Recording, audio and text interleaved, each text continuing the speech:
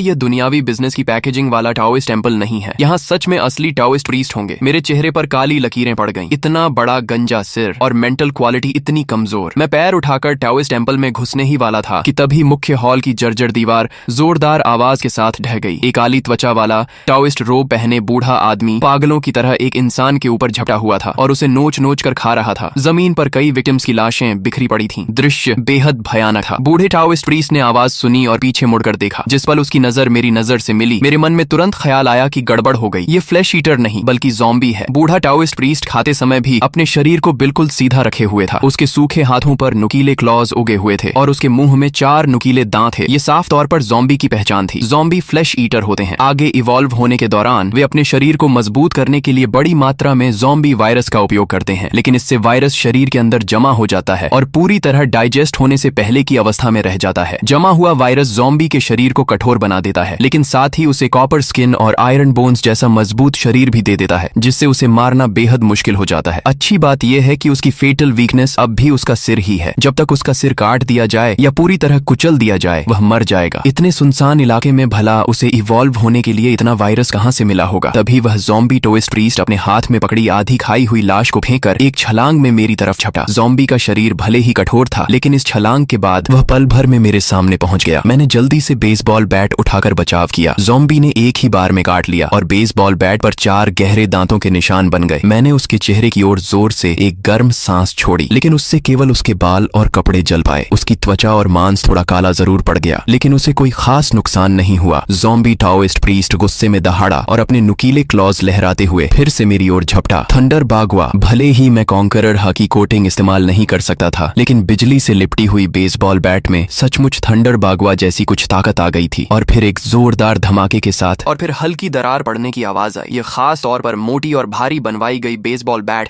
सीधे बीच से टूट गई और इसकी उपलब्धि सिर्फ इतनी थी कि उसने ज़ॉम्बी की खोपड़ी में एक छोटी सी दरार डाल दी। ज़ॉम्बी टाओइस्ट प्रीस्ट ने फिर एक दहाड़ लगाई और अपने सड़े हुए बदबूदार नुकीले दांत दिखाते हुए मेरी तरफ झपटा। आओ चिंग, जमीन के अंदर घुस जाओ। जब तक मैं इसे मार न दूं, बाहर मत निकलना। मैंने सोचा था कि यह सिर्फ एक फ्लैश कॉर्प्स होगा, लेकिन यह तो 2 सितारा ज़ॉम्बी निकला। ऐसे ज़ॉम्बी के पास भयानक ताकत, कॉपर स्किन और आयरन बोन्स होते हैं। मानव सभ्यता के आर्मर्ड व्हीकल्स भी इसके सामने बेकार हैं। आओ चिंग जानता था कि वह मेरी मदद नहीं कर सकता, इसलिए तुरंत ट्रेजर माउस में बदलकर जमीन के अंदर घुस गया। इस समय मैं थोड़ा हाँफ रहा था। लगातार 2 बार हीट ब्रेथ और बिजली की शक्ति का इस्तेमाल करने से मेरी स्टैमिना तेजी से खत्म हो रही थी। ऊपर से अभी अभी के प्रहार ने मेरे शरीर के अंदर ब्लड एनर्जी को भी उथल पुथल कर दिया था। ज़ॉम्बी टाओइस्ट प्रीस्ट ने फिर छलांग लगाई और पल भर में मेरे करीब पहुंच गया। उसकी 10 काली सूखी उंगलियां नुकीले क्लॉज की तरह सीधे मेरी ओर बढ़ी। मैंने जोर से दहाड़ लगाई और अपने ड्रैगन क्लॉज से उसकी कलाई पकड़ ली। दोनों के बीच ताकत की सीधी टक्कर शुरू हो गई। हालांकि यह ज़ॉम्बी 2 सितारा स्तर तक पहुंच चुका था और सिद्धांत रूप से इसे टक्कर देने के लिए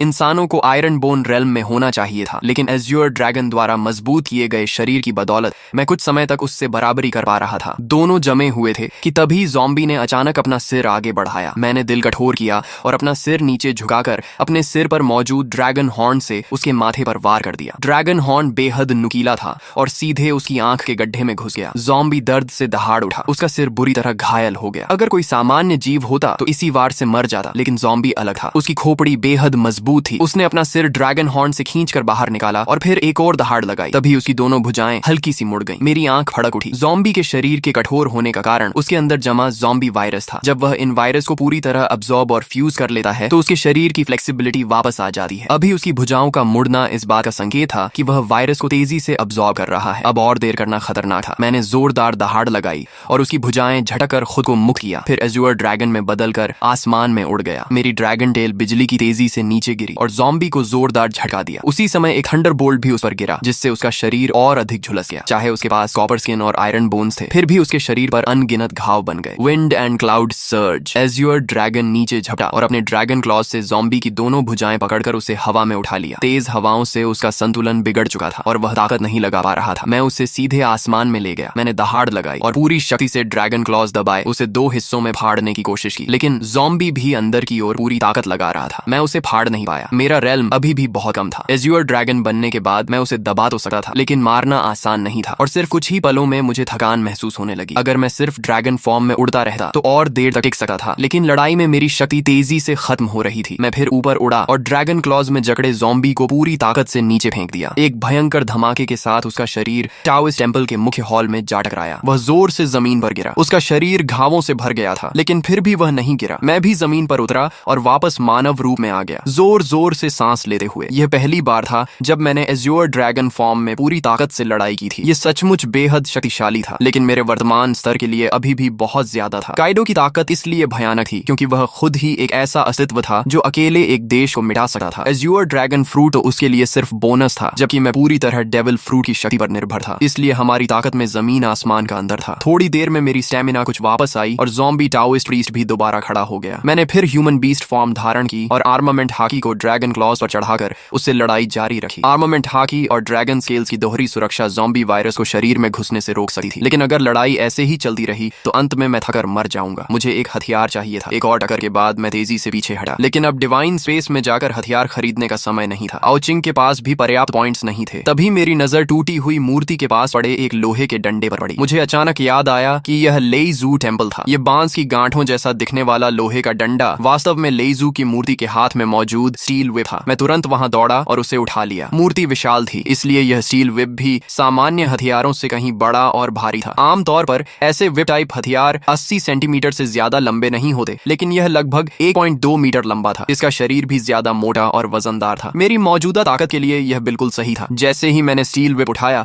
ज़ॉम्बी टाओइस्ट प्रीस्ट फिर से मेरी ओर टूट पड़ा। उसका शरीर लगभग बिखर चुका था, लेकिन उसकी आक्रामकता अब भी कम नहीं हुई थी। मैंने अपनी पूरी शक्ति से अंतिम प्रहार किया। इसके बाद मैं ह्यूमन बीस्ट फॉर्म से बाहर निकल आया। मेरे हाथों में इतनी ताकत नहीं बची थी कि उस भारी स्टील व्हिप को पकड़े रख सकूं। मैंने उसे जमीन पर गिरा दिया और पूरे शरीर में असहनीय दर्द और कमजोरी महसूस होने लगी। जमीन के नीचे छिपा आओ छिंग जब लड़ाई की आवाजें बंद हुई तो सावधानी से बाहर निकला। मुझे जमीन पर बैठा हांफते देकर वह दौड़ कर आया और मुझे रैट मीट तथा फ्रेश वाटर लाकर दिया। थोड़ी देर आराम करने के बाद हम दोनों टूटे हुए टोइस टेम्पल के अंदर गए। प्रवेश द्वार पर मिला वह गंजा आदमी लड़ाई के प्रभाव में पहले ही मर चुका था। मंदिर के अंदर हर जगह टूटी हुई मूर्तियां और बिखरे हुए सामान पड़े थे। जमीन पर कई विक्टिम्स की लाशें थीं। पीछे का हॉल वह जगह थी जहां बूढ़ा टाओइस्ट प्रीस्ट रहा करता था। मुख्य हॉल ढहने के बावजूद यह हिस्सा अब भी सही सलामत था। यहाँ सुरक्षित होना चाहिए। मैंने फैसला किया कि आज रात यहीं आराम करेंगे। मैंने आर्मर्ड व्हीकल को दरवाजे के सामने खड़ा कर दिया ताकि कोई इंसान या ज़ॉम्बी अंदर न आ सके। फिर एक कुर्सी लेकर आंगन में बैठ गया और रात के आसमान को देखने लगा। तभी मेरे मन में एक विचार आया और मेरी चेतना डिवाइन स्पेस में प्रवेश कर गई। क्योंकि तुम पहले व्यक्ति हो जिसने स्टार रैंक ज़ॉम्बी को मारा है, तुम्हें एक रिवॉर्ड मिलेगा। और क्योंकि तुमने अपोकलिप्स शुरू होने के 10 दिनों के भीतर स्टार रैंक ज़ॉम्बी को मारा है, रिवॉर्ड क्वालिटी बढ़ा दी गई है। साथ ही तुमने सीधे 2 स्टार ज़ॉम्बी का वध किया है, इसलिए रिवॉर्ड क्वालिटी एक बार फिर बढ़ाई गई है। कृपया नीचे दिए गए 3 टाइटल्स में से एक चुनो। टाइटल। ये सुनते ही मैं उत्साहित हो गया। टैलेंट की तरह ही टाइटल भी बेहद दुर्लभ चीज थी। पिछली जिंदगी में मैंने इतनी मेहनत की थी, फिर भी मुझे कभी कोई टाइटल नहीं मिला। पहला टाइटल ज़ॉम्बी किलर, ज़ॉम्बीज को होने वाला डैमेज स्थायी रूप से 2 गुना। दूसरा टाइटल बाउंटी हंटर, ज़ॉम्बीज को मारने पर मिलने वाले पॉइंट्स स्थायी रूप से 2 गुना। तीसरा title divine member, divine space का सम्मानित सदस्य बनो। तुम्हें एक बार किसी वस्तु को 90% डिस्काउंट पर खरीदने का मौका मिलेगा और भविष्य में डिवाइन स्पेस की हर खरीद पर 20% डिस्काउंट मिलेगा। तीनों टाइटल्स बेहद आकर्षक थे। तेजी से मारना और ज्यादा कमाना दोनों शानदार थे। सामान्य तौर पर तेजी से मारना बेहतर होता क्योंकि उससे कमाई भी बढ़ती और अधिक शक्तिशाली ज़ॉम्बीज को चुनौती देना भी संभव होता, लेकिन ये दोनों भी तीसरे टाइटल के सामने फीके थे। डिवाइन मेंबर, एक बार 90% डिस्काउंट और हमेशा के लिए 20% डिस्काउंट। डिवाइन स्पेस में 2 यूनिक एक्सचेंज आइटम्स थे, invisible black blood line factor और डेविल फ्रूट के साइड इफेक्ट्स हटाने वाली डीमन ट्रांसफॉर्मेशन पोशन। दोनों की कीमत 100 मिलियन पॉइंट्स थी, लेकिन 90% डिस्काउंट से उन्हें सिर्फ 10 मिलियन पॉइंट्स में लिया जा सकता था और बाकी सारी खरीदारी भी सस्ती हो जाती। मैं इस सुविधा का इस्तेमाल करके बीच का व्यापारी बनकर भारी मात्रा में पॉइंट्स कमा सकता था। सोचने की जरूरत ही नहीं थी। मैंने तुरंत तीसरा टाइटल चुन लिया, डिवाइन मेंबर। इसके बाद मैंने अपना पर्सनल पैनल खोला। नाम आओ हाउ, टैलेंट हाकी genius, title divine member, devil fruit fish fruit azure dragon form, realm broken body copper skin, equipment लेईजू व्हिप टेल, पॉइंट्स 9655। मैंने अचानक देखा कि इक्विपमेंट सेक्शन में सचमुच कुछ मौजूद था। लेईजू व्हिप, मैंने अपने पास रखे उस बैम्बू जॉइंट स्टील व्हिप को देखा। ये लेईजू टेम्पल में पूजी जाने वाली लेईजू की मूर्ति का हथियार था, लेकिन आखिर यह तो एक सामान्य वस्तु ही थी। फिर इसे इक्विपमेंट क्यों माना गया और इसके साथ ये टेल शब्द भी क्यों जुड़ा था? मेरी पुरानी बेसबॉल बैट ने भी तो इतने ज़ॉम्बीज मारे थे, फिर उसे कभी इक्विपमेंट नहीं माना गया। मैंने स्टील व्हिप को अपनी गोद में रखा और ध्यान से उसका निरीक्षण करने लगा। आखिर इसमें ऐसा क्या खास था? स्टील व्हिप पूरी तरह जंग खा चुकी थी। साफ था कि यह कई सालों से यहाँ रखी हुई थी और शायद हजारों लोगों ने इसकी पूजा की होगी। इसमें कुल 18 जोड़ जॉइंट्स थे और हर जोड़ पर कुछ टाओइस्ट सिंबल्स और टैलिस्मन्स बने हुए थे। मैं सोच में पड़ गया। डेविल फ्रूट अप्रेजल फीस सिर्फ 8000 पॉइंट्स थी। मेरे लिए ये कोई बड़ी रकम नहीं थी, लेकिन अभी इसकी कोई खास जरूरत भी नहीं थी। फिलहाल हमें उस फ्रूट की आवश्यकता नहीं थी। जब हम वापस घर पहुंचेंगे तब इसकी पहचान कर लेंगे। इसी दौरान दूसरी तरफ एक बड़ा हादसा हो चुका था। हमारे ऊपर वाली मंजिल में रहने वाले चेन फैमिली फैमिली के बाप बेटे को पता चल गया था कि हमारे पास बहुत सारा राशन जमा है। उस समय घर में सिर्फ माँ और लियू मेंकियन थी। डैड और लिन क्वी नीचे ज़ॉम्बीज से लड़ने गए हुए थे। चन फैमिली के बाप बेटे ने मौका देकर माँ और लियू मेंकियन पर हमला कर दिया ताकि वे घर और राशन पर कब्जा कर सकें। शुक्र है कि लियू मेंकियन पहले से सतर्क थी। जैसे ही उन्होंने हमला किया उसने तुरंत पलटवार किया और दोनों को मार डाला। माँ ये सब देखकर बहुत डर गई थी। हालांकि उन्होंने भी पहले ज़ॉम्बीज को मारा था, लेकिन किसी इंसान को अपने सामने मरते हुए देखना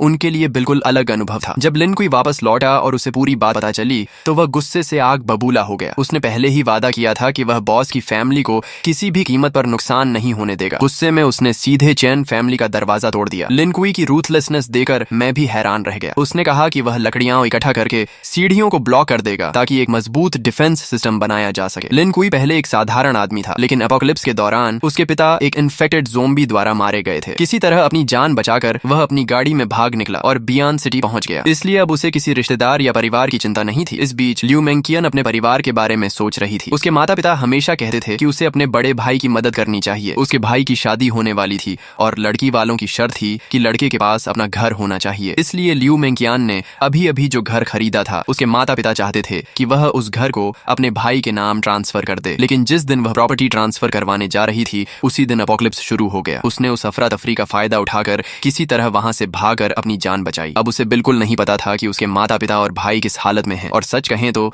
अब उसे इस बात की भी ज्यादा परवाह नहीं थी कि वे जीवित हैं या मर चुके हैं। तो भाई लोग, फिलहाल इस स्टोरी के आगे के पार्ट्स अभी तक नहीं आए हैं। जैसे ही आगे के न्यू पार्ट्स आएंगे मैं उन्हें इसी चैनल पर अपलोड कर दूंगा। अगर आपको ये स्टोरी पसंद आई हो तो वीडियो को लाइक कर दो, चैनल को सब्सक्राइब कर लो और बेल आइकॉन ऑन कर लो ताकि अगला पार्ट आते ही आपको सबसे पहले मिल सके। मिलते हैं नेक्स्ट पार्ट में।